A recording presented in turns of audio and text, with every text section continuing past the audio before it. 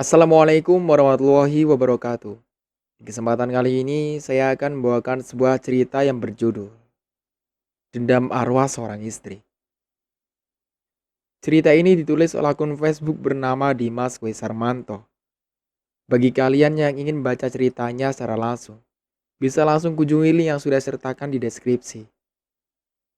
Sebelum cerita ini dimulai, jangan lupa untuk like, komen, subscribe channel ini, dan juga tekan lonceng notifikasinya agar kalian semua tidak ketinggalan cerita-cerita terbaru dari kami. Tentunya tak usah berlama-lama lagi. Langsung saja, kita masuk ke ceritanya. Bu Broto yang sedang duduk langsung menolehkan kepalanya ke meja makan. Bu Broto terperangah. Apa yang dikatakan Dinda betul adanya. Bahwa di meja makan sudah tersedia menu makanan berupa nasi rawon lengkap. Seperti apa yang diinginkan Dinda. Sambil menggandeng Dinda, Bu Broto mendekati meja makan dan menatap dengan takjub menu nasi rawon yang ada di hadapannya.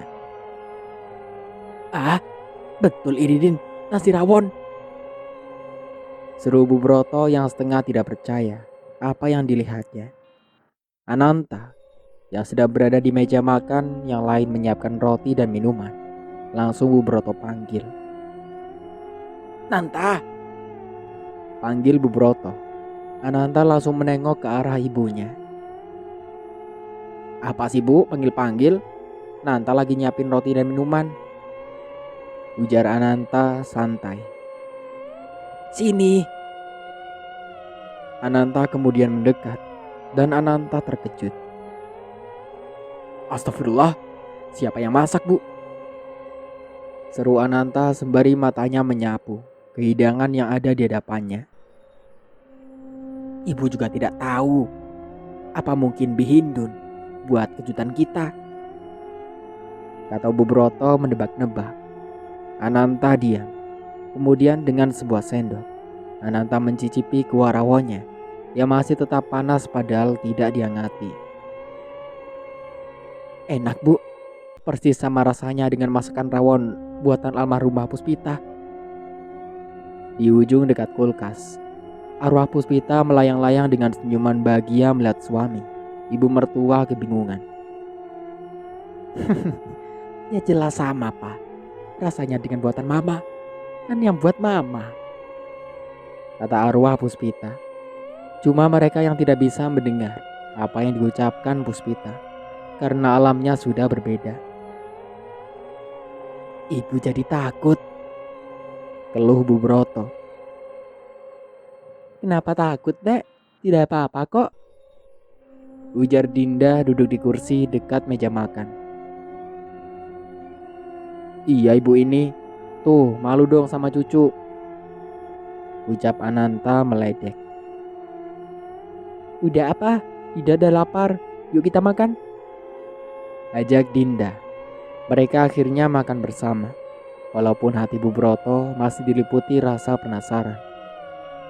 Seperti biasa, Pak Mu'in, driver pribadi Ananta, sebelum pulang mencuci mobil dahulu. Sore itu jelang maghrib, Pak Mu'in dengan bersiul-siul membersihkan mobil Ananta. Tetapi cucian mobil belum selesai. Azan maghrib sudah berkumandang. Pak Mu'in tetap menyelesaikan pekerjaannya.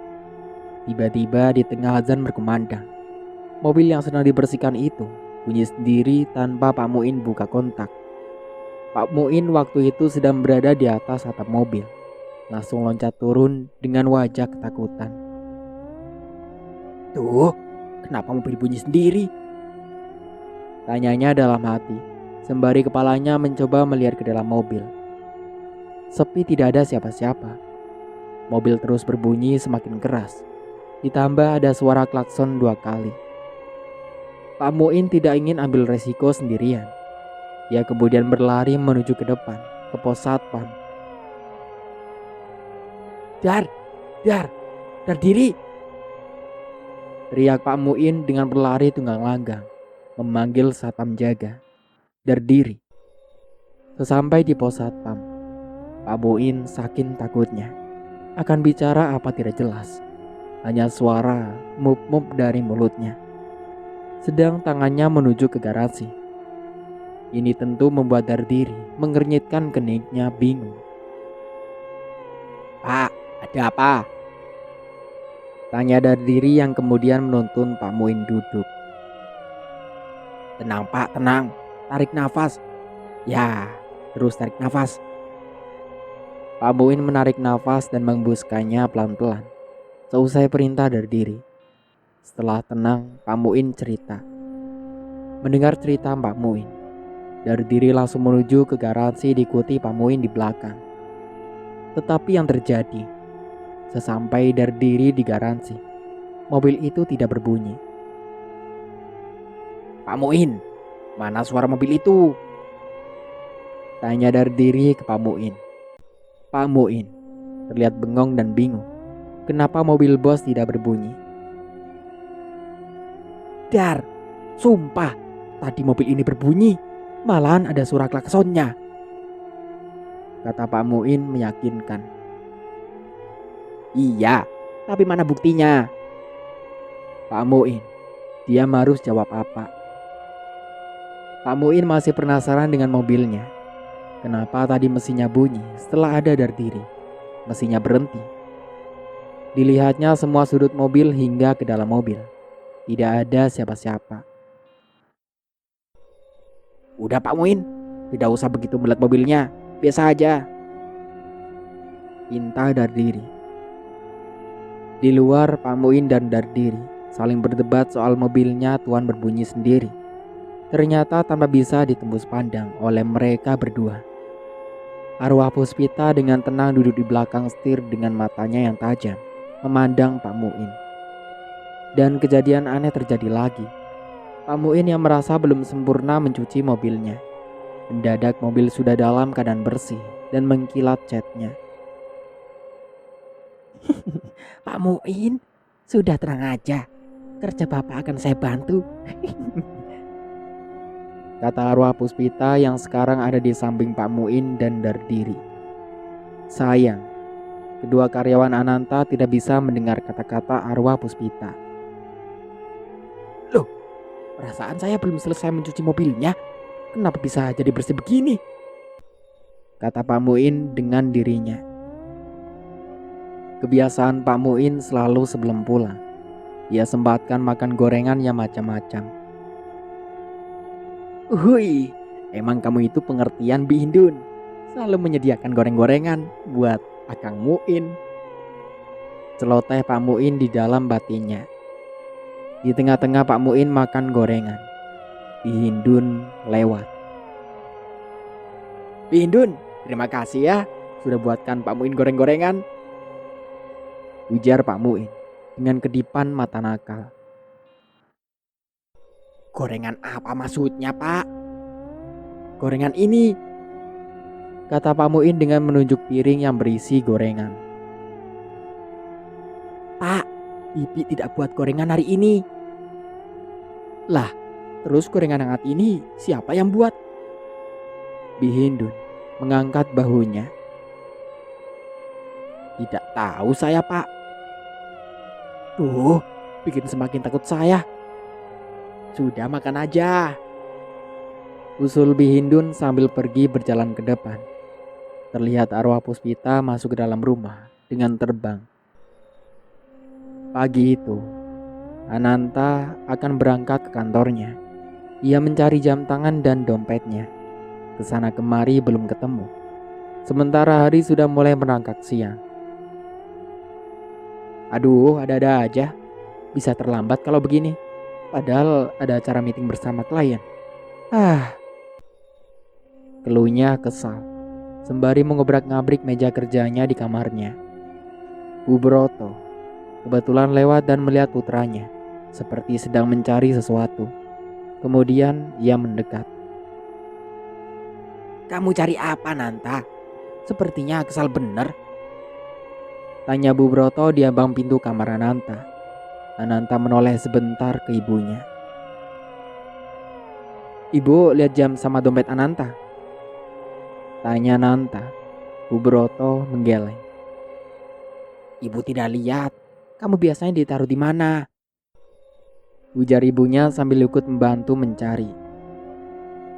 Biasanya di meja ini, Bu. Ini pasti kamu lupa. Coba ingat-ingat.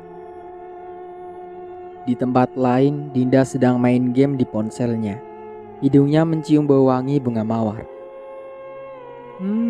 Harum, kata Dinda polos. Sesaat kemudian, tidak jauh dari Dinda duduk, muncul asap putih yang kemudian berubah menjadi penambakan arwah Puspita. Tanpa sadar, Dinda mendadak berjalan menuju ke tempat telepon dan melihat ada jam dan dompet tergeletak di atas kemampuan batin arwah Puspita. Meminta agar Dinda mengambilnya dan diberikan ke papanya. Dinda seperti kerbau dicocok hidungnya. Ia menurut saja. Kemudian Puspita menarik tangan Dinda ke kamar Ananta yang sedang tegang mencari jam dan dompetnya. Dinda masuk. "Pah, lagi cari ini ya?" ujar Dinda sambil menunjukkan jam dan dompet yang dipegangnya. Tanpa sepengetahuan siapapun, arwah Puspita ada dan berdiri di udara dengan tersenyum. Ananta dan Bu Broto segera memandang Dinda yang berdiri di pintu. Kembali bau harum menyeruak masuk ke kamar Ananta. "Dinda," seru papanya, senang yang kemudian mengambil barang yang dicari. Kamu bisa menemui jam ini bagaimana?" tanya Ananta. Dinda diam berpikir. Dinda juga tidak tahu, Pak. Cuma Dinda merasa ada yang mengajak ke tempat telepon dan mengambil jam ini untuk diberikan ke Papa. Jelas Dinda. "Ada yang mengajak Dinda? Siapa itu?" tanya Ananta sembari terbengong-bengong. Dinda akan memberi jawaban, tetapi tidak tahu yang mengajak. Tidak tahu, Pak," jawabnya kemudian. "Ya sudah, sana bermain lagi ya, dan jangan nakal, nanti nenek kasihan," pinta Ananta sembari membimbing Dinda keluar. "Bu, dengar tadi apa kata Dinda? Ada yang memberitahu di mana jam dan dompet ini," ucap Ananta ke ibunya setelah Dinda pergi. "Oh, tadi ibu dengar apa kata Dinda? Kira-kira siapa itu ya, Bu?" "Mana ibu tahu? Apa mungkin almarhumah?" tebak Ananta. Mendengar ucapan Ananta, Bu Broto membuka matanya lebar-lebar. Jangan sembarangan ngomong. Puspita itu sudah meninggal dan sekarang sudah di surga." Ananta mengangguk. Iya, Bu." "Sudah, sana pergi. Nanti kamu terlambat. Katanya ada meeting," kata Bu Broto. Ananta mengikuti saran ibunya dan pergi ke kantornya.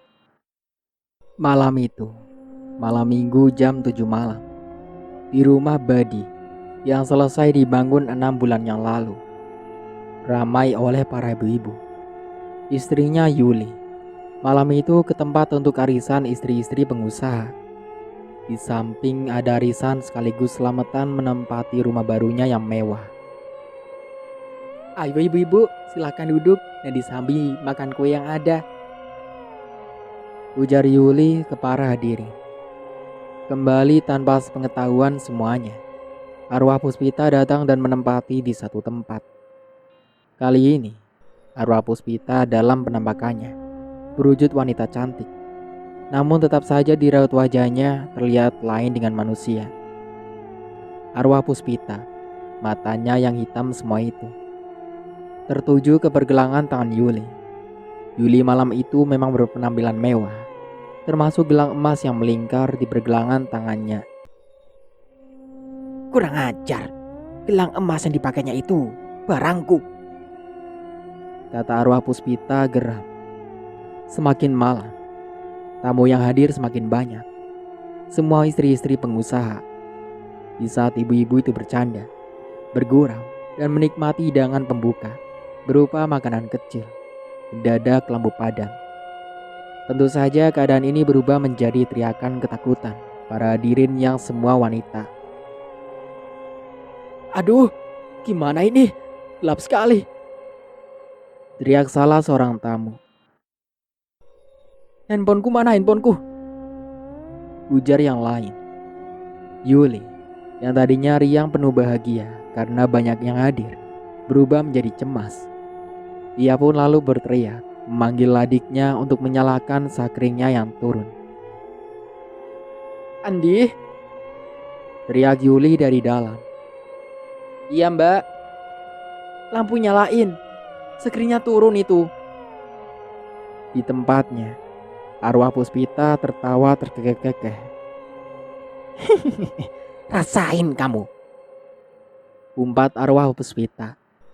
Andi berulang-ulang mengamati sekring yang ada. Sekring normal saja, tidak turun. Andi, bagaimana? Lama sekali. Teriak Yuli yang sudah malu dengan para tamu, yang sudah pada mengeluh bahkan sebagian keluar ruangan dengan meraba-raba. Mbak, sekringnya normal, tidak turun. Loh, kok bisa? Belum sempat Andi menjawab, tiba-tiba di ruang tengah lampunya menyala, sedang ruangan yang lain tetap padam. Itu ruang mana yang menyala? Teriak Yuli dari ruang depan. Ruang tengah mbak. Kembali arwah Puspita tertawa. Rasain, emang enak. Ini belum apa-apa Yuli. Nantikan apa yang terjadi selanjutnya. Ancamnya. Karena lama tidak jual, lampu depan tempat arisan diadakan tidak menyala, membuat ibu-ibu yang sudah hadir menjadi pada gusar dan gelisah, ditambah udara dalam ruangan yang panas karena AC-nya ikut mati. Bu Yuli, bagaimana ini? Kata Bu Lasmi. Panas ini Bu Yuli, keluh Bu Jati. Jangan-jangan belum bayar abnumnya, kata yang lain. Satu persatu ibu-ibu pada keluar, dan mereka banyak yang duduk-duduk di pelataran. Karena masih ada angin, jadi tidak kegerahan. Kondisi membuat Yuli panik. Ia masuk ke dalam menemui adiknya yang sedang melihat-lihat sekitar saklar listriknya. Di, bagaimana? Ada yang rusak? Tanya Yuli dengan panik. Tidak ada yang rusak. Itu buktinya ruang tengah nyala, kata Andi. Kok aneh ya? Ujar Yuli bingung. Andi hanya mengangkat baunya. Ia sendiri bingung kok bisa seperti ini. Waktu terus berjalan. Malam kian merangkak. Ibu-ibu kesal juga ada yang panik. Karena menjagakan dapat arisan yang bisa digunakan untuk renovasi rumahnya. Bu Yuli, Bu! Teriak Bu Giri dalam penerangan lampu dari ponselnya. Rupanya Bu Giri dan banyak ibu-ibu yang lain memutuskan untuk pulang saja. Arisan diundur ke hari lain. Sebentar Ibu, jawab Yuli dari dalam. Sudahlah Bu, arisan malam ini dibatalin saja, ganti hari lain. Usul Bu Giri sembari siap-siap beranjak meninggalkan tempat, yang juga diikuti yang lain. Yuli yang sedang berusaha menghubungi PLN cepat-cepat kembali ke depan. Namun ruangan sudah kosong. Mereka ibu-ibu sudah berada di luar semua untuk menuju ke mobil masing-masing. Ibu, ibu-ibu, kok pada bubar? Arisannya bagaimana? Ini saya lagi mencoba menghubungi PLN. Teriak Yuli dari teras rumah. Kebetulan di situ masih ada dua ibu-ibu yang duduk-duduk di bawah. Yuli, udahlah, arisan malam ini dibatalin aja, diganti hari yang lain. Jelas Bu Norma. Yuli mendekat ke mereka dan ikut duduk di bawah. Aduh, terus bagaimana dong? Hidangan yang mewah yang saya pesan dari restoran luar, ujar Yuli dengan wajah yang tegang. Ya bagaimana lagi Bu? Mereka mayoritas minta begitu. Masalah hidangan yang sudah Bu Yuli siapkan, bahkan pesan dari restoran luar, itu sudah resiko. Namanya sedang apes Bu, kata Bu Norma. Yuli diam saja dengan menyimpan perasaan kesal dan bingung. Selanjutnya, Yuli terima keadaan ini dengan pasrah karena memang sedang naas. Sedang arwah Puspita dengan senyum-senyum berada di samping Yuli, yang duduk di kursi malas dengan raut muka sedih juga malu. Kepedihan yang kamu alami malam ini anak muda belum seberapa pedih aku alami, tahu? Ucap arwah Puspita kesal. Kemudian setelah usahanya menggagalkan acara bermewah-mewahan yang diadakan oleh Yuli, arwah Puspita hanya dengan mengarahkan jari telunjuknya yang berkukup panjang ke saklar. Semua lampu kembali menyala. Yuli terkejut saat lampu bisa menyala kembali. Ah, menyala? Aneh. Ini jangan-jangan ada tetangga yang miskin-miskin itu ada yang iri. Lalu sabotase. Ya, sabotase. Gumam Yuli geram. Mbak, udah nyala, tapi tamu-tamu sudah pada pulang, kata Andi mendekat ke kakaknya. Dengan sedikit terpaksa Yuli mengangguk.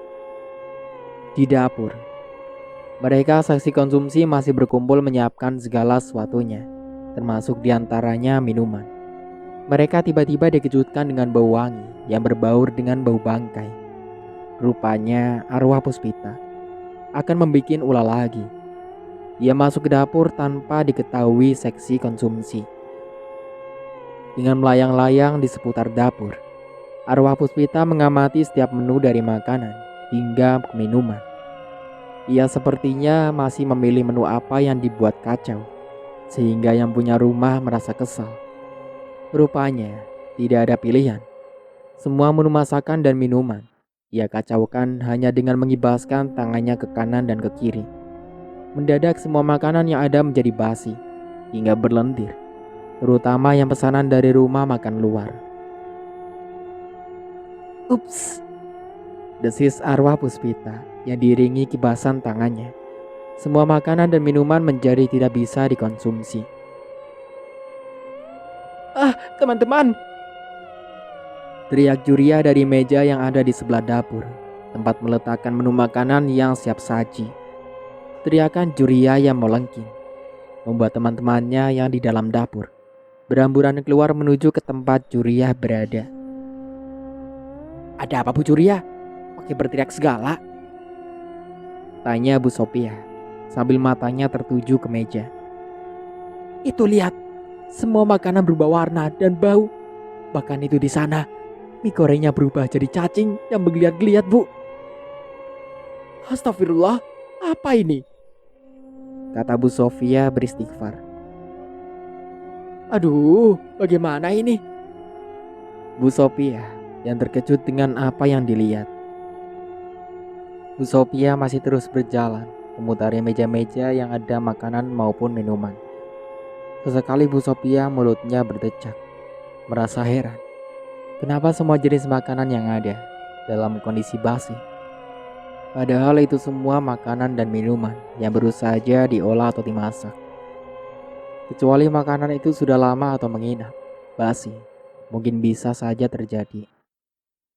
Sebagai ketua seksi konsumsi, Bu Sophia bertanggung jawab atas kejadian ini.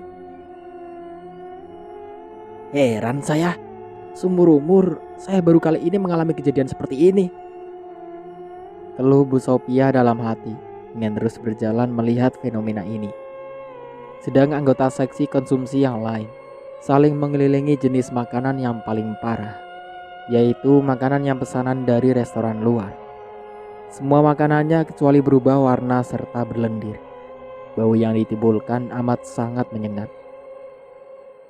Rena, sini.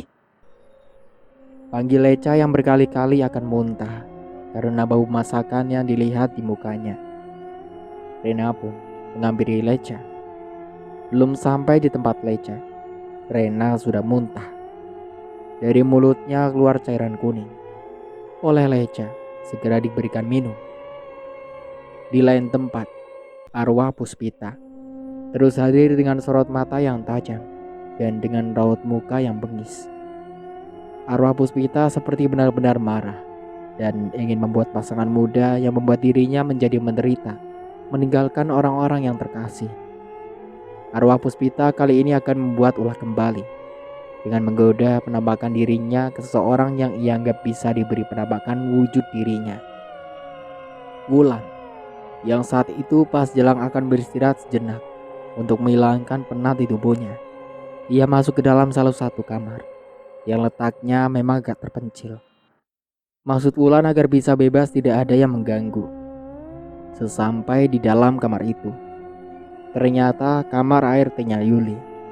Wulan langsung merebahkan tubuhnya di atas kasur yang sudah menipis. Tiba-tiba, di saat Wulan akan memejamkan mata, selalu seperti ada sesuatu yang mengganggunya, yaitu sepertinya ada orang yang mengawasi. Dan itu Wulan lihat dari pantulan kaca rias yang lebar milik ART Yuli.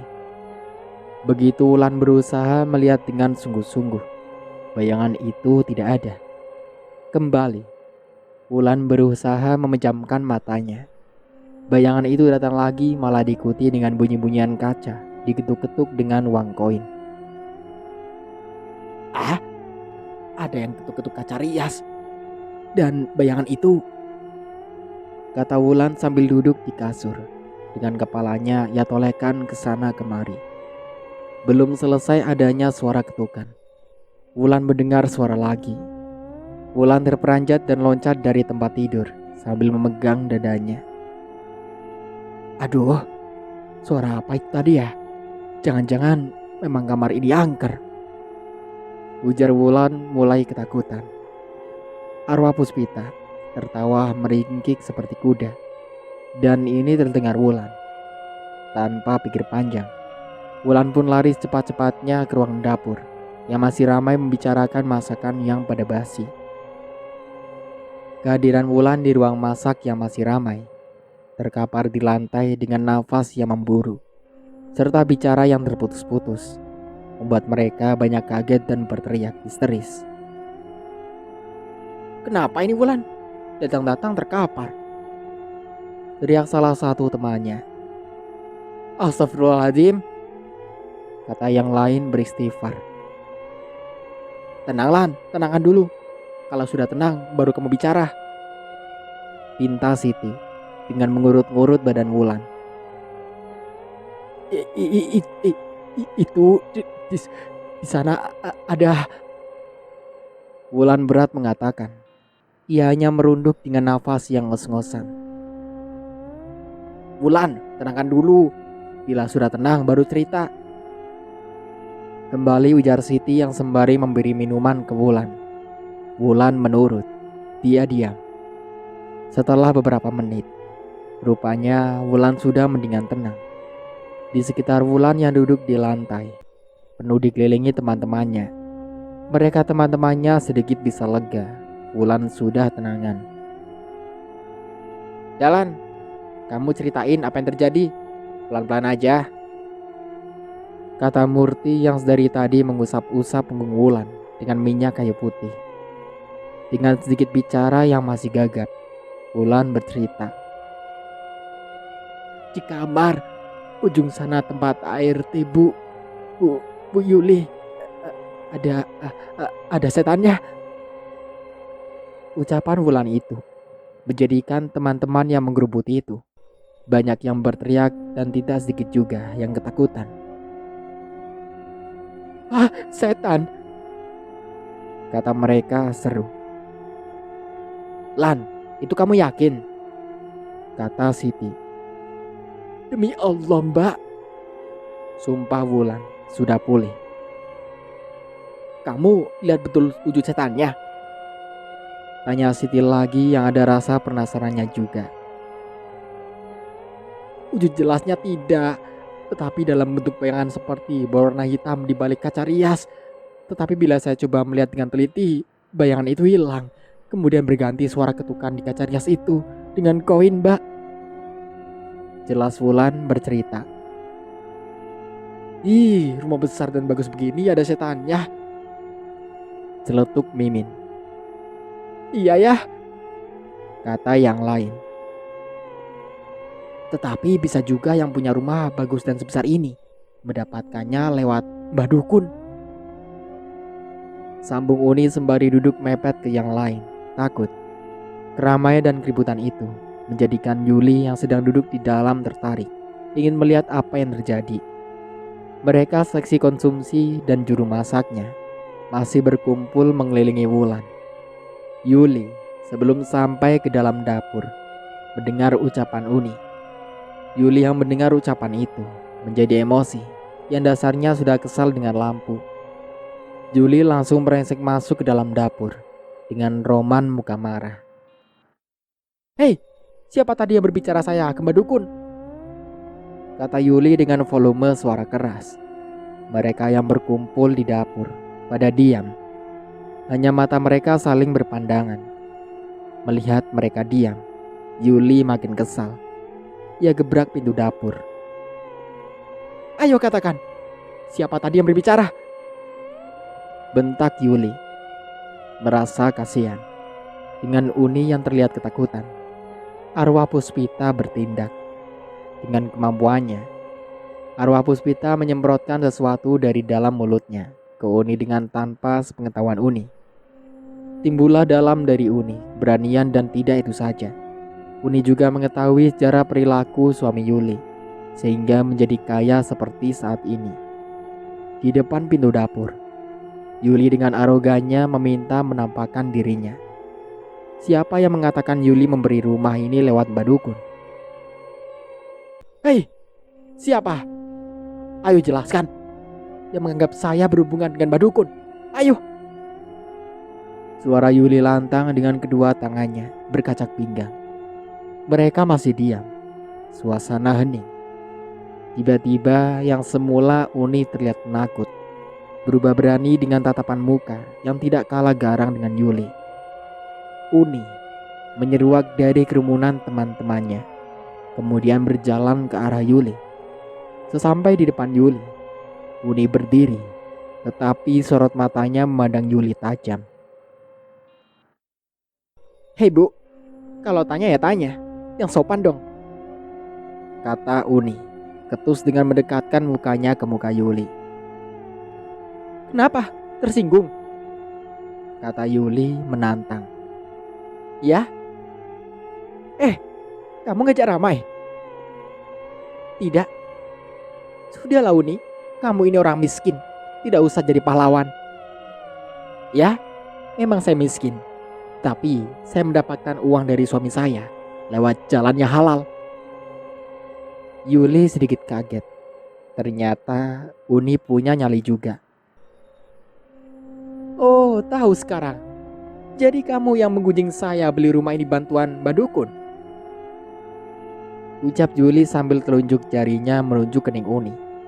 Uni lebih cepat. Tangannya menangkap tangan Yuli. Yuli berusaha menarik, tetapi tidak berhasil. Sementara arwah Puspita terus berada di belakang Uni, sehingga Uni ada timbul rasa keberanian. "Lepas!" kata Yuli, berusaha menarik tangannya dari genggaman tangan Uni. Uni tidak melepaskan. Yuli terus berusaha menarik tangannya, tetapi dirasa di Yuli, tangannya berat sekali ditarik dari cengkraman Uni. "Hei, dengar Bu, betul yang menggunjing ibu beli rumah ini dengan jalan tidak benar," tantang Uni. "Jangan kurang ajar ya kamu. Saya ini orang kaya. Saya bisa saja membuat kamu mampus. Tapi benar kan Bu, kalau ibu beli rumah ini dengan cara yang salah?" Di belakang Yuli dan Uni, teman-teman diam menyaksikan pertengkaran itu. Teman-teman Uni yang bergabung di seksi konsumsi tidak menyangka kalau Uni yang terlihat lembut bahkan penakut mendadak bisa menjadi garang. "Tahu dari mana kamu, hah? Kamu siapa?" "Saya Uni Bu, juru masak yang ibu sewa. Dan walau saya juru masak, tetapi saya tahu semua sejarah ibu dan suami ibu." Yuli semakin kesal. Ia sudah tidak tahan dengan perilaku Uni yang sudah melawan. Yuli dengan tangan kanannya berusaha menampar muka Uni. Tetapi apa yang terjadi? Justru muka Yuli seperti ada yang menampar terlebih dahulu. "Plak! Au!" teriak Yuli sembari memegang mukanya dengan tangannya. Uni mendadak tertawa lepas dan nyaring. Mendengar Uni tertawa, teman-temannya banyak yang terpana dengan suara tertawaan Uni. Karena itu bukan biasanya Uni tertawa dengan suara yang berat. Kurang ajar. Kembali Yuli berusaha menampar lagi. Tetapi kali ini tubuh Yuli terlempar dan tersungkur ke lantai dapur. Dengan menahan sakit di lututnya, Yuli mengusir Uni untuk keluar dan tidak akan membayar honor memaksanya. Keluar! Hardik Yuli ke Uni yang masih tidak mengerti. Yuli bisa terlempar jatuh, padahal Yuli yang berusaha menampar dirinya. Oke bu, saya akan keluar. Tapi jelaskan, apa kesalahan saya? Pinta Uni sembari berdiri. Yuli semakin geram. Mukanya merah dengan wajahnya terlihat bengis. Keluar! Ngerti tidak kamu, ah? Kembali hardik Yuli dengan tangannya bergerak ke arah keluar. Yuli meringis karena sakit ngilu di lututnya semakin menjadi. Berulang kali ia melihat lututnya di kaki sebelah kiri yang terlihat lebam berwarna hitam keunguan dan membengkak. Di depannya, tanpa diketahui Yuli, arwah Puspita tertawa. Rasakan anak muda, kalian sekeluarga akan aku buat menderita. Seperti apa yang telah keluarga kalian buat keluargaku menderita. Baik, saya akan keluar. Dan ingat, carilah rezeki dengan jalan yang halal, ucap Uni, yang kemudian berjalan ke arah pintu keluar. Rupanya setelah menggunakan medium Uni, arwah Puspita belum puas. Arwah Puspita bergerak melayang di udara dengan gaunnya yang putih panjang serta rambut hitam legam, bergerak sana kemari. Karena tiupan angin dan ini mengeluarkan bau yang khas, wangi tetapi untuk parfum jenazah. Arwah Puspita terbang di atas teman-teman Uni yang masih berkumpul sambil kasak-kusuk membahas Uni. Sesaat kemudian arwah Puspita turun dengan pelan dan berhenti di samping Wulan. Kembali arwah Puspita memberdaya Wulan untuk membuat Yuli tersandung masalah terus, dengan menyeburkan seperti cairan yang harum ke tubuh Wulan. Wulan yang dari tadi banyak diam karena masih teringat penampakan yang ia alami, mendadak tegar dan langsung berdiri di tengah-tengah kerumunan seluruh seksi konsumsi. Yuli, kenapa teman kami kau usir? Tanya Wulan tanpa basa-basi dan kasar.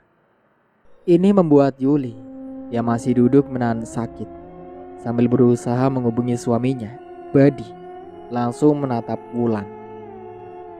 Kenapa? Kamu ingin ikutan seperti dia? Orang miskin belagu, ujar Yuli.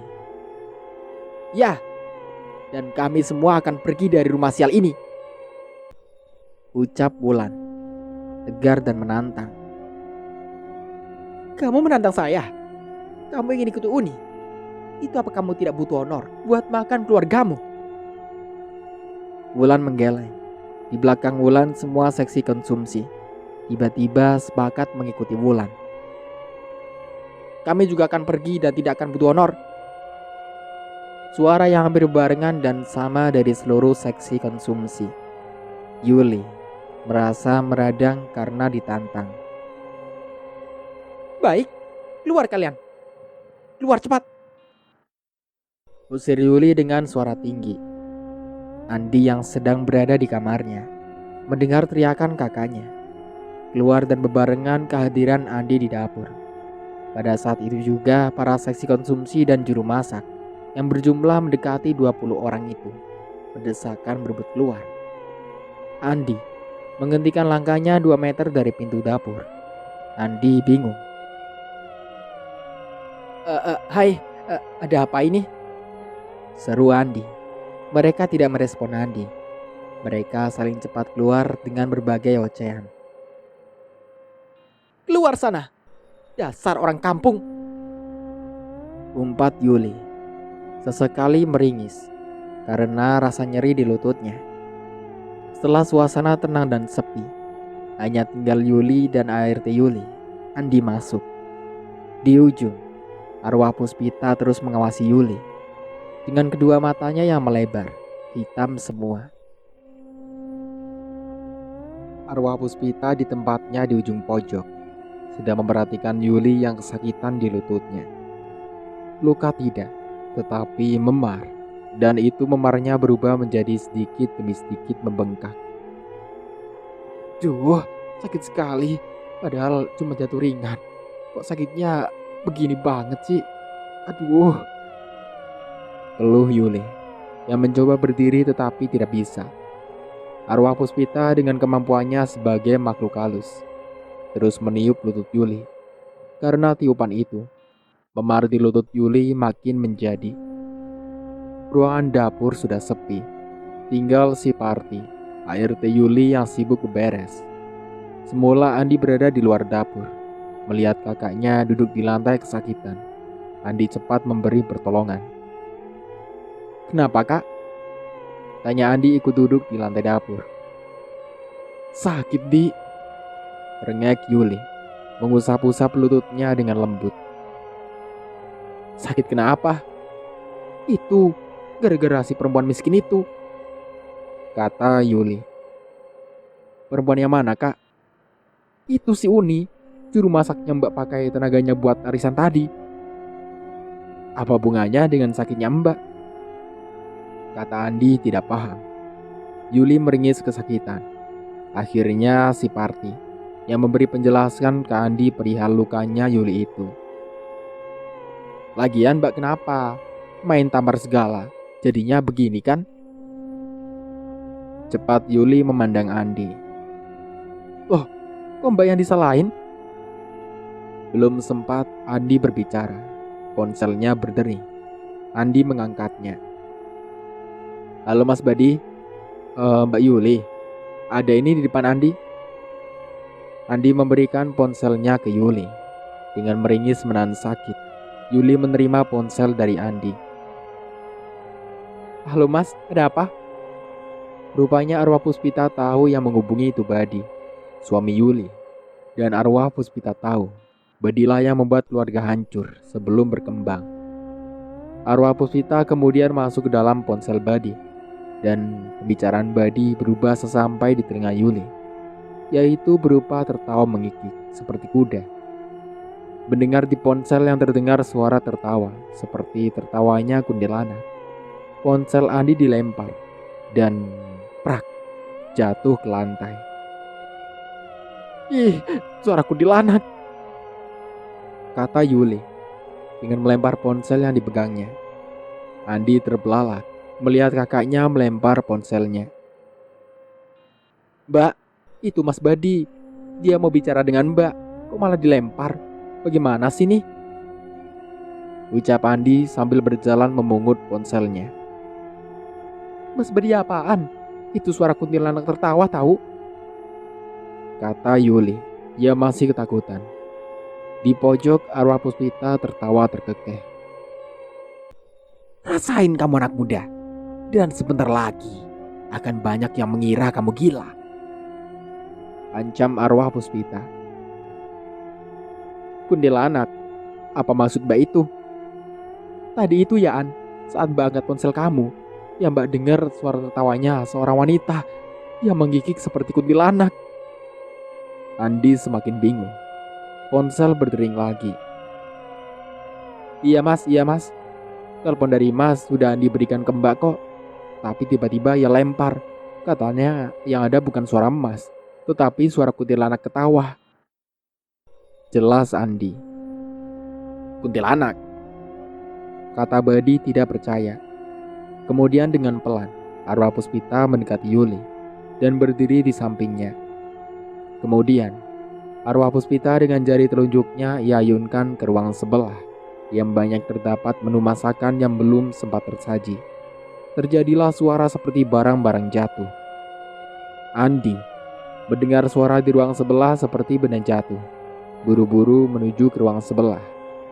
Sesampai di tempat, Andi tidak melihat sesuatu benda yang mencurigakan. Justru yang membuat Andi terkejut. Bau yang ada di ruang sebelah sangat menyengat. Karena agar tidak muntah, Andi menutup hidungnya dengan sapu tangan. Ia pun terus melangkah masuk dan melihat semua masakan yang ada. Semuanya ternyata basi. Masya Allah, kenapa semua makanan menjadi basi? Kata Andi. Terus berjalan dan melihat satu persatu masakan yang ada. Andi berusaha menahan keinginannya untuk muntah. Karena bau yang keluar dari berbagai masakan itu mirip bau bangkai yang sudah membusuk. Di dapur, Yuli yang sudah bisa duduk di kursi menunggu Andi. Karena lama menanti, Andi tidak muncul-muncul. Yuli berteriak memanggilnya. Andi, bagaimana? Benda apa yang jatuh? Tanya Yuli dengan suara keras. Andi yang sedang menuju ke ruang pojok, matanya terbelalak melihat masakan mie goreng seafood yang ada dalam nampan besar bergerak-gerak. Setelah Andi amati, ternyata mie goreng itu berubah menjadi binatang cacing yang menggeliat-geliat. Dengan geleng-geleng kepala, Andi heran kenapa semua ini bisa terjadi. Saat Andi akan kembali ke tempat semula, Andi merasa seperti ada bayang-bayang yang berada di belakangnya. Andi berusaha menoleh, tapi tidak dijumpai bayang-bayang itu. Perasaan tadi di belakang ada yang mengikuti? Tanya Andi dengan dirinya sendiri. Ah, mungkin itu perasaan saja, ujar Andi untuk menenangkan rasa takutnya. Karena ia merasa tubuhnya mulai merinding, ia kemudian mempercepat langkahnya untuk keluar. Di saat langkah Andi mendekati pintu keluar, kembali di matanya, seperti di belakang dirinya ada yang mengikuti. Andi berusaha menoleh ke belakang dan tangannya menutup mulutnya, mengenakan sapu tangan. Lagi-lagi bayangan orang mengikuti tidak ada. Andi! Teriak Yuli dari dapur. Iya mbak, sebentar, Andi ke situ. Ngapain aja sih? Lama sekali. Ada apa sih mbak? Teriak-teriak segala. Kata Andi sesampai di dapur. Andi kemudian ambil kursi lalu duduk.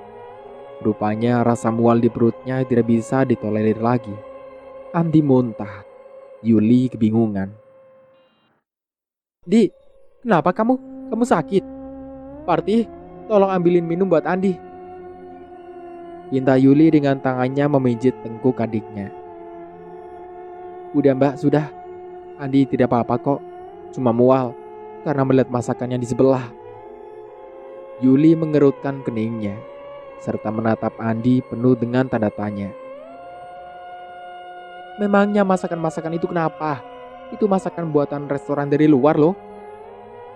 Bangga Yuli. Yuli tidak tahu kalau Ara Puspita ada di sebelahnya, melayang-layang.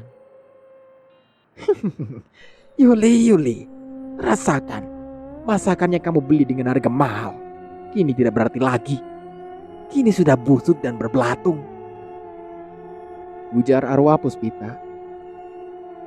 Parti, itu nanti masakan yang buat arisan, tapi tidak jadi angetin ya. Biar bisa buat makan nanti dan besok. Ucap Yuli ke ART-nya, Parti. Mbak emangnya tidak tahu? Kata Andi memotong. Kenapa emang? Pada basi mbak. Apa? Basi? Iya. Tidak mungkin.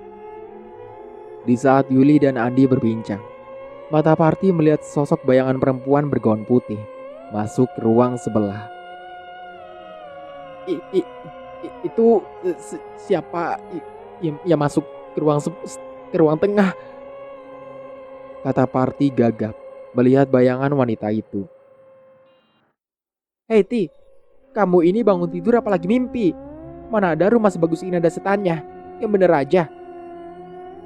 Ujar Yuli, kesal karena ulah Parti yang mengatakan ada seorang yang masuki ruang sebelah yang penuh dengan makanan basi.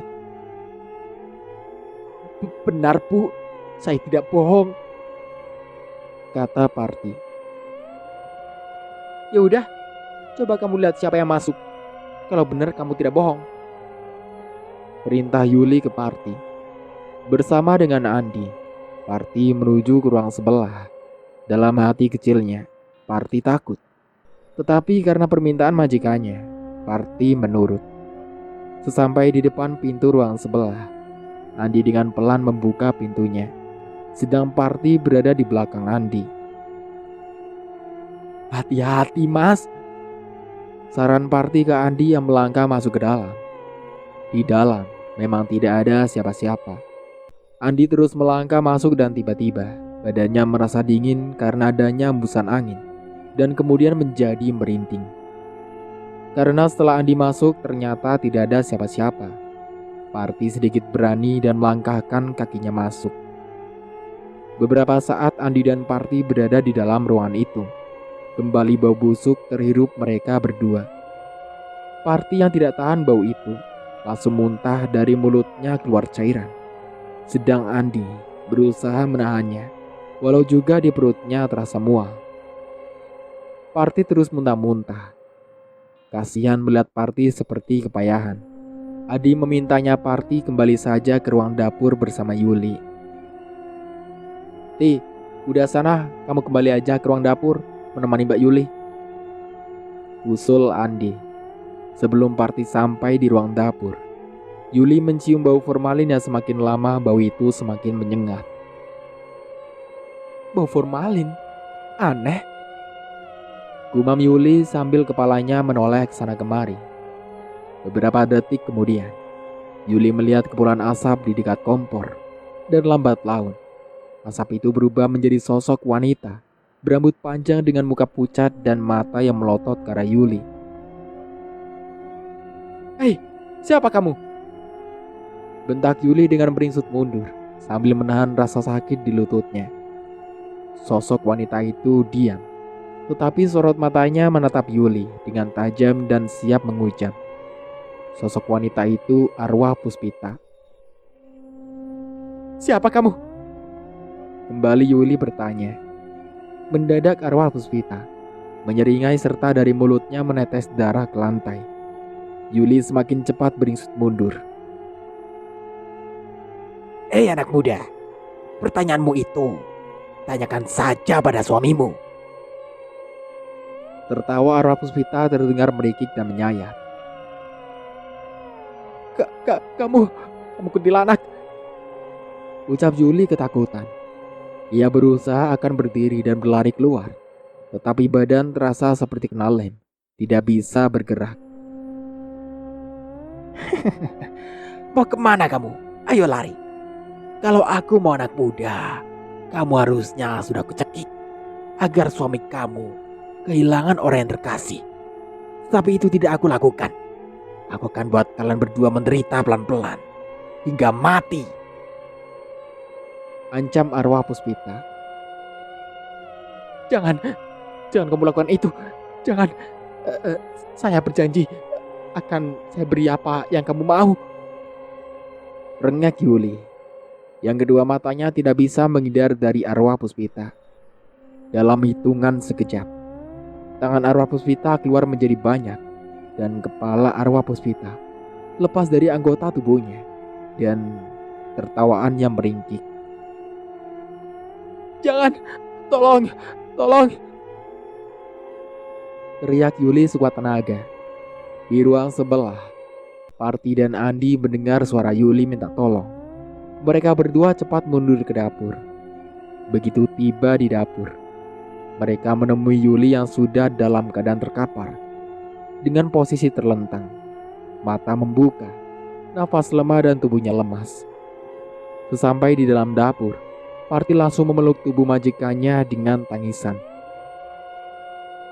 "Ibu bangun, Bu. Ibu kenapa bisa jadi begini?" ujar Parti di sela-sela tangisnya. Berulang kali Parti berusaha membangunkan Yuli, tetapi semua tidak bisa.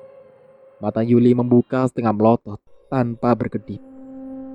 Andi yang saat itu kebetulan membawa minyak kayu putih. Kemudian dengan minyak kayu putih itu, Andi oleskan ke hidung Yuli. Ditunggu beberapa saat, Yuli belum siuman juga.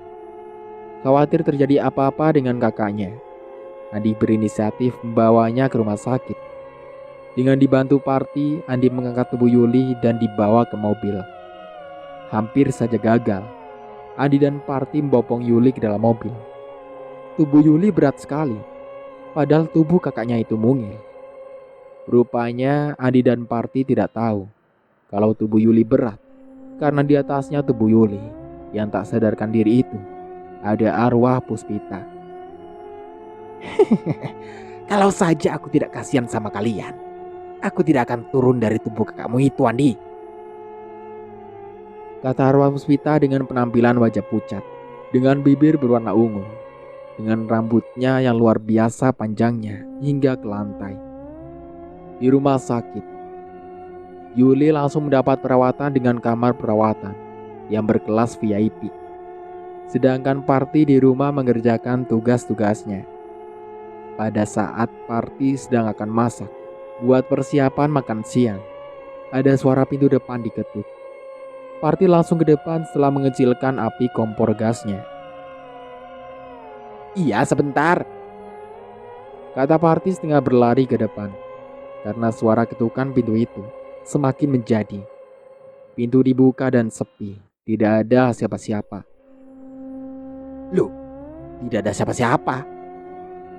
Kata Parti sembari matanya memutar ke segala arah, tetapi tidak ditemui seorang pun. Akhirnya Parti menutup pintunya kembali dan ke dapur. Baru saja Parti membesarkan nyala api kompor gasnya, telepon rumah berdering. Kembali Parti mengecilkan api. Ada telepon. Apa jangan-jangan dari bapak? Parti bergegas mengangkat telepon rumah yang berwarna kuning. Assalamualaikum, bapak ya? Tanya Parti. Tetapi apa yang terjadi? Bukan Badi, suami Yuli, melainkan suara tertawa mengakak suara wanita. Parti, sampaikan ke majikanmu, kembalikan barang-barangku. Setelah berkata begitu, suara itu pun hilang. Masya Allah, siapa ini? Kata Parti yang sempat akan melempar telepon yang dipegangnya, tetapi tidak jadi. Halo? Halo? Tidak ada jawaban dan suara itu hilang. Karena tidak ada jawaban, Parti kembali lagi ke dapur. Di otak Parti terngiang suara yang minta dikembalikan barang-barangnya. Barang apa ya? Apa mungkin Bu Yuli yang kaya itu tidak mengembalikan barang-barangnya? Bu, itu bukan urusanku. Gumam Parti berjalan ke dapur. Di tempat lain, di rumah sakit DR Mustopo yang ahli syaraf dan penyakit dalam, berulang kali menggelengkan kepalanya saat memeriksa tubuh Yuli. Wi, tolong ambilkan stetoskop yang lain. Ini sepertinya ada nasah. Pinta dokter ke Wati yang sekretarisnya. Sama dengan stetoskop yang baru, dokter sedikit kerepotan. Karena stetoskop yang baru sama saja ngadat. Sudah 3 dokter spesialis saraf, penyakit dalam dan jantung memeriksa Yuli. Dan mereka semuanya menyimpulkan kalau kondisi pasien semuanya dalam kondisi prima. Dan dokter-dokter pun itu bingung. Pingsannya Yuli itu disebabkan oleh apa? Di kamar yang berkelas VIP, Badi sedang memeluk tubuh istrinya yang tidak berdaya terbaring lemah di tempat tidur. Yul, kenapa kamu bisa begini? Mas tidak bisa hidup bahagia tanpa dirimu, Yul. Rata Badi dengan pelukan sayang ke istrinya di sela-sela tangisnya yang ditahan.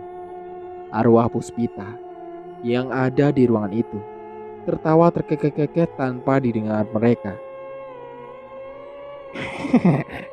Rasakan anak muda, betapa sedih dan sakitnya melihat orang yang disayang terbujur tidak berdaya. Itu pula yang dirasakan Ananta, orang yang terkasih ke renggut nyawa dan kehormatannya. Kini kamu akan seperti Ananta, kehilangan istrimu. Bebarengan dengan kekesalan arwah Puspita atas ulah Badi di atas kamar rawat Yuli, terdengar suara burung gagak yang menyayat. Tetapi Badi tidak menyadari dan mengerti kedatangan burung gagak itu merupakan tanda akan ada kesusahan yang mendalam. Sudah sepekan di rumah sakit, tetapi Yuli tidak ada perubahan yang berarti. Atas saran dokter, akhirnya Yuli diperbolehkan pulang dengan rawat jalan. Rustam saat itu baru saja pulang dari tempat kerjanya jam 8 malam. Seperti biasa, pasangan muda ini, Maya, selalu mencium tangan suaminya dan sebaliknya. Rustam sang suami selalu mencium dan mengelus perut istrinya yang sedang hamil 7 bulan. Wah, semoga kau cepat lahir ya nak, agar papa betul-betul dipanggil papa. Kata Rustam dengan menempelkan mulutnya di perut Maya yang sudah terlihat membuncit. Dengan senyuman manisnya, Maya membiarkan Rustam menciumi perutnya dengan penuh harapan cepat dapat momongan. Ma, semoga saja anak kita nanti lahir laki-laki ya. Kata Rustam sembari berjalan berdua ke dalam. Ah, kalau bagi Wisma sih, laki apa perempuan sama aja. Anugerah dari Allah yang harus disyukuri. Ujar Maya, yang kemudian berjalan ke kulkas mengambil jus melon kegemaran suaminya. Di saat pintu kulkas dibuka, ternyata dalam kulkas kosong tanpa ada apa-apa. Padahal semula penuh dengan minuman, buah-buahan dan lain-lain. Loh, kosong? Padahal baru seperempat tadi ibu ambil markisa masih banyak isi. Kenapa sekarang kosong sama sekali? Kata Maya lirih. Mana majusnya? Seru Rustam duduk di depan TV. Di depan Rustam, arwah Puspita berdiri dengan wajah bengis dan kesal melihat pria ini bermanja-manja dengan istrinya. Rustam, tunggu pembalasanku. Lebih menyakitkan daripada aku yang kau sakiti. Ujar arwah Puspita tanpa diketahui dari mana asalnya. Tiba-tiba Maya sudah berada di sisi Rustam, membawakan segelas jus melon kegemarannya. Kenapa sih Pak teriak-teriak segala? Membuat jus kan tidak bisa instan. Kata Maya sembari meletakkan jus melon, pesanan suaminya. Rustam tanpa melihat lagi dan kata istrinya, ia tetap baca koran. Terima kasih Ma. Kata Rustam tetap matanya tertuju ke koran yang dibacanya. Beberapa menit kemudian, Rustam baru meminum jus melon buatan istri kesayangannya. Minum dulu Ujarnya setelah melipat koran dan meletakkan di tempatnya. Begitu Rustam minum, belum tertelan semua. Jus melon yang terlihat segar itu dimuntahkan hingga berceceran ke karpet. Weh, Ma. Panggil Rustam ke istrinya. Tidak ada jawaban. Rustam mengulanginya lagi. Mama, mana itu orang? Perasaan baru saja bawakan jus sialan ini. Kata Rustam bicara sendiri. Bu Ambar, ibu mertuanya yang sedang berada di ruang tengah, menghampiri Rustam. Kamu cari Maya, Tam? Tanya Bu Ambar. Iya Bu. Kemana Maya Bu? Maya itu lagi ke toko sebelah beli buah-buahan karena stok di kulkas kosong. Padahal ibu baru isi kemarin. Jelas Bu Ambar ke Rustam. Mendengar penuturan ibu mertuanya, Rustam agak terkejut. Ke toko sebelah? Kata Rustam sembari berpikir. Jadi siapa tadi yang membuat jus buatku? Iya, ke toko buah. Kenapa? Sepertinya kamu tidak percaya. Bukan begitu Bu. Tapi masalahnya tadi baru beberapa detik yang lalu Maya bawakan jus untuk saya. Cuma rasa jus itu pahit dan bau amis. Terang Rustam. Bu Ambar sambil menarik kursi dan duduk tidak jauh dari menantunya itu. Apa? Maya antarkan jus ke kamu? Iya Bu, itu jusnya masih ada. dan sebagian ada di karpet. Jelas Rustam. Bu Ambar semakin tidak mengerti dan bingung mendengar penuturan menantunya. Itu tidak mungkin. Karena Maya perginya sudah dari tadi kok. Giliran Rustam yang penasaran. Mertua dan menantu saling berdebat masalah Maya. Di dekat mereka, arwah Puspita tertawa. Bingung-bingung kalian. Terus kalau bukan Maya, siapa yang mengantarkan jus ke saya, Bu? Tanya Rustam. Bu Ambar hanya mengangkat bahu. Aneh, apa setan ya? Zaman sekarang udah tidak ada setan. Gumam Rustam sambil berkumur karena rasa pahit dan amis dari jus yang diminumnya belum hilang. Arwah Puspita geram karena ternyata Rustam sama dengan Nandi, tidak percaya dengan setan. Rustam kemudian ke belakang ke kamar kecil. Saat melewati partisi kaca pemisah ruang dalam dengan taman di belakang, mata Rustam seperti sepintas melihat sosok wanita berjalan ke taman. Namun saat Rustam berusaha melihat dengan serius, sosok itu tidak ada.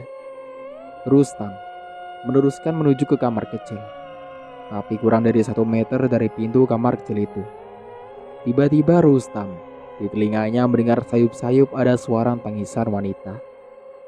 Mulanya Rustam kira suara tangisan itu dari tempat lain. Tetapi setelah Rustam coba mendengarkan dengan seksama, suara itu dari kamar kecil yang ia akan masuki.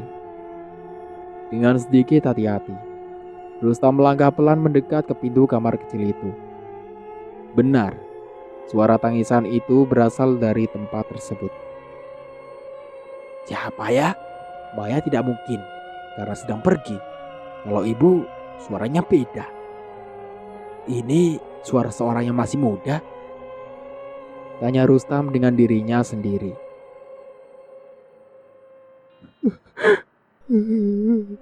Kembalikan barang-barangku. Tangisan suara itu. Rustam makin bingung dan tidak mengerti barang siapa yang harus dikembalikan. Kembali suara itu di sela-sela tangisnya menyebut, "Kembalikan barang-barangku." Dengan tekad yang dikuat-kuatkan, Rustam berusaha membuka pintunya. Dan anehnya lagi, biasanya apabila dibuka, tidak menimbulkan bunyi. Tetapi kali ini diiringi bunyi. Setelah pintu terbuka sedikit lebar, Rustam coba masuk. Tetapi jantung Rustam hampir copot. Saat pintu terbuka dan Rustam mau melangkah masuk, tiba-tiba ada binatang seperti kucing berwarna hitam keluar dan lari yang sempat menabrak kaki Rustam. Astagfirullah, apa itu? Kaget Rustam serasa jantungnya hampir copot. Karena seekor binatang seperti kucing keluar dan sempat menyentuh kakinya, lari menabrak. Binatang itu lari dan menghilang cepat sekali. Rustam coba mengejar, tetapi binatang misterius itu sudah tidak ada. Rustam sempat berdiri termangu dengan memikirkan atas kejadian yang baru dialami itu. Tidak peduli dengan binatang hitam itu. Rustam cepat kembali ke kamar kecil karena sudah tidak tahan, ingin pipis. Memasuki ke kamar kecil itu, keadaan tempatnya biasa-biasa saja. Tidak ada tanda-tanda yang mencurigakan. Rustam kemudian segera melampiaskan buang pipisnya. Belum tuntas pipisnya, Rustam dikagetkan dengan towelan di pundaknya. Aduh, siapa lagi nih? Katanya sembari kepalanya menoleh ke belakang. Tidak ada siapa-siapa. Rustam cepat menuntaskan pipisnya dan pergi meninggalkan lokasi. Setibanya di ruang baca, Rustam melihat istrinya datang dari belanja buah-buahan dan memasukkan ke kulkas. Ma, baru sampai. Tanya Rustam setelah bertemu istrinya. Ya mas, maaf ya. Tadi mama tidak sempat pamit. Kata Maya dengan dibarengi memasukkan buah-buahan yang dibawanya ke dalam kulkas. Dari sudut ruangan, arwah Puspita mengawasi suami istri itu dengan kesal. Karena melalui matanya, arwah Puspita melihat di tangan Rustam melingkar jam tangan yang berselaput emas di pergelangan kiri Rustam. Arwah Puspita tahu, pasti itu jam tangan kepunyaan suaminya Ananta. Betapa geramnya arwah Puspita melihat itu. Arwah Puspita tidak rela milik suaminya beralih ke tangan orang lain dengan jalan yang hina. Matanya yang semula berwarna hitam pudar, kini arwah Puspita matanya menjadi merah dengan titik hitam ada di tengahnya. Mata itu ia hujamkan ke Rustam. Akibatnya, Rustam merasa ada yang memperhatikan. Perasaan di sebelah tadi ada seorang. Kata Rustam sembari kepalanya menoleh ke sana kemari. Seseorang yang menurutnya ada, ternyata tidak ada. Arwah Puspita dengan kemampuannya dimilikinya sebagai makhluk halus. Ia gerakan jari telunjuknya tangan kanan ke anggota badan Rustam, yaitu tangan kiri yang ada jam tangannya. Jari telunjuk arwah Puspita itu lalu digerakkan 2 kali. Muncullah bundaran sinar warna merah bergulir di tangan Rustam. Saat gumparan sinar merah itu mengenai tangan Rustam, Rustam terkejut. Di dirinya merasa seperti ada sebuah sinar mengenai tangan kirinya. Sesaat kemudian, Maya datang. Maya melihat suaminya kesakitan. Aduh, tolong. Mama. Aduh, sakit sekali, Mah. Kenapa ini? Jatuh tidak? Tiba-tiba sakit. Apa kolesterol naik? Keluh Rustam dengan tangan kanannya memijit-mijit tangan kirinya. Sampai di ruang di mana Rustam ada, Maya memicimkan matanya. Mas kenapa? Tanya Maya ke Rustam. Rustam meringis kesakitan. Panggil dok. Aduh, sakitnya. Sebentar, Pak. Maya panggilkan dokter Handoko. Dokter pribadi dan keluarga besarnya Rustam. Maya dengan wajah ketakutan ambil ponselnya untuk memanggil dokter. Arwah Puspita tertawa di tempatnya. Rustam. Kamu akan kubuat kesakitan, Rustam. Ancam arwah Puspita. Arwah Puspita bertekad akan membuat mereka yang membuat dirinya berpisah dengan keluarganya menderita seperti apa yang ia alami. Rustam yang kesakitan di tangan kirinya hingga berguling-guling ke lantai. Dengan keringat dingin mengucur membasahi tubuhnya, menjadikan seisi rumah mewah berarsitektur Italia itu kebingungan. Sementara dokter Handoko masih dalam perjalanan. Aduh, sakit sekali. Keluh Rustam dengan berulang-ulang. Tangan kanannya memegangi tangan kirinya. Mama, mana dokternya, Mama, lama sekali. Aduh ya Allah. Rintih Rustam yang menahan sakit yang luar biasa. Maya dan ibunya yang berada di samping Rustam kebingungan apa yang hendak dilakukan. Sabar, Mas. Dokter dalam perjalanan ke sini. Tutur Maya sambil berusaha memegangi dan memijit tubuh Rustam. Tetapi gagal karena Rustam meronta-ronta menahan sakit. Sabar bagaimana, Ma? Papa ini sakit, kata Rustam dengan suara lantang. Sementara arwah Puspita berada di ruang yang sama, merasa puas melihat Rustam kesakitan amat sangat. Aduh, sakit sekali ya Allah. Dosa apa ini ya Allah? Keluh Rustam dengan menyebut nama Allah. Begitulah sifat manusia. Jikalau berbuat dosa tidak ingat Allah, begitu sakit baru ingat yang kuasa. Di tempat lain, yaitu di rumah yang tidak kalah mewahnya, di perumahan elit di Cinere, Nandi menyambut kedatangan Wisni yang didampingi ibunya dari rumah sakit kontrol kandungannya. Bagaimana sayang hasilnya? Janin yang mama kandung itu jenis kelaminnya apa? Tanya Nandi ke istrinya dengan menempelkan pipinya di perut Wisni. Bapak bagaimana? Kan kandungan mama baru berjalan 3 bulan. Jadi belum bisa diketahui cowok apa cewek. Jelas Wisni dengan ulasan senyum kebahagiaan. Yang penting dokter bilang kalau janinnya ada di perut Wisni dalam kondisi baik.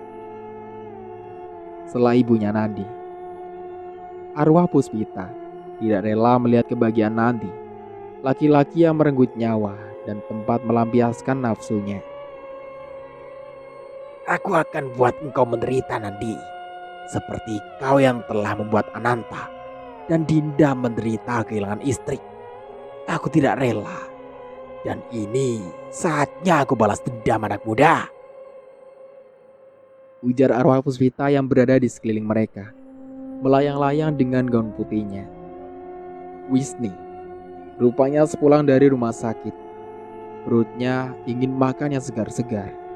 Ia pun berjalan ke tempat di mana buah-buahan Yasto disimpan dalam kulkas.